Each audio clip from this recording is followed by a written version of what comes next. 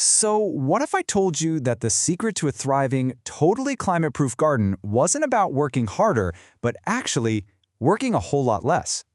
In this explainer, we're going to dive into the wisdom of a 40-year horticulturalist, Graeme Farrer.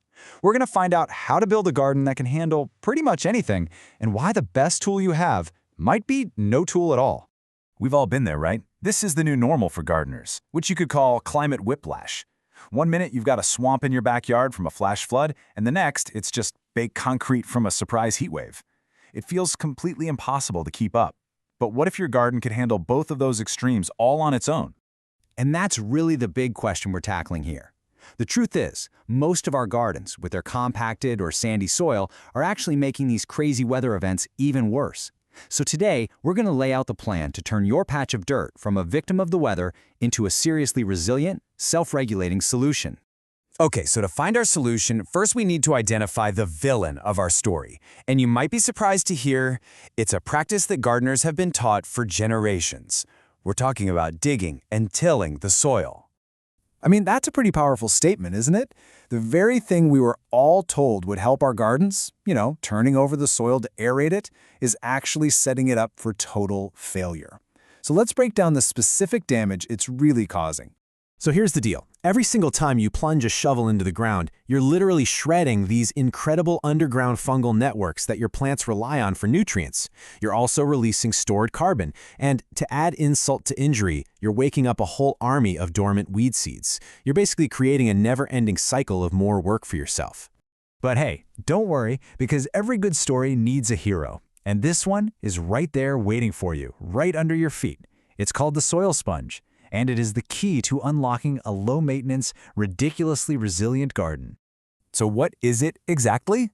Well, a soil sponge is basically soil that's, alive. It's jam-packed with organic material and all those fungal networks we were just talking about. All of that life creates this amazing structure, kind of like a natural kitchen sponge that has this incredible ability to manage water. And this is where you really see its two incredible superpowers. When you get one of those crazy downpours, it just soaks up all that excess water, so it's not running off everywhere. But then, during a drought, it holds onto that moisture and slowly releases it, acting like a private water bottle for your plants. It's the ultimate natural irrigation system, really. Okay, so you're probably thinking, how do I build one of these? And this is the best part. You don't need a rototiller, you don't need a strong back. Graeme Farrer's whole approach is about working smarter, and it all breaks down into a super simple 1-2-3 action plan. All right, the first step is the most important one. It's all about that foundation. And honestly, the most powerful thing you can do for your garden is to just put away your spade and commit to going no dig. And seriously, it is this easy. You don't even pull the weeds, just stomp them down flat. Then you lay down some plain cardboard, make sure to overlap the edges, and cover the whole thing with a couple of inches of compost. The cardboard blocks the sunlight, which kills the weeds, and then the earthworms come up to eat the cardboard, doing all the digging and mixing for you. It's genius. It's free labor. Now we're at step 2. And this is the goal, right? To actually relax in a garden that's thriving. You can get there with 2 really simple maintenance wins. We can even call them lazy advantages that save you a ton of time while making your soil sponge better and better. Win number 1. Never, ever leave your soil bare. Think of a mulch, like straw or leaves, as armor for your soil, protecting that sponge from the baking sun. Win number 2. Stop hauling away all your clippings and prunings. When you trim something, just chop it up and drop it right where it falls. It becomes free food for the very soil it grew from. The third and final part of our plan is to recruit some help. Yep, we're going to put some special plants to work for us. Think of them as your personal team of underground engineers that'll build and maintain the soil sponge from below. So here's a look at your new workforce. You've got your miners, like Comfrey, which send a giant taproot way down deep to pull up minerals. Then you have your little fertilizer factories, like White Clover, that literally pull nitrogen out of the air for free.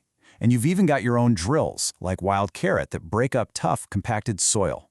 Together, they create a totally self-sustaining system. So let's recap. You've stopped digging, you've added your layers, and you've recruited your plant allies. What's the payoff? Well, you've built a biological fortress, a garden that finally works with nature, not against it. And I love this phrase because it just says it all. When that inevitable summer storm comes rolling through, the water isn't going to wash away and flood your patio. Nope, your garden will simply drink it. That soil sponge will absorb every drop, storing it away for a not-so-rainy day. And this is the end result. You'll look around, and while other gardens are struggling, washing away in floods, wilting in the heat, yours is going to be thriving. It's tapping into that deep reservoir of moisture you helped it build, just weathering the storm and the drought with incredible resilience. So the big takeaway here is kind of a paradox, isn't it? The most important work you can do for your garden's health might just be to stop working so hard, to let the soil, the worms, and the plants do what they do best. So the only question left is, are you ready to put down the spade and begin?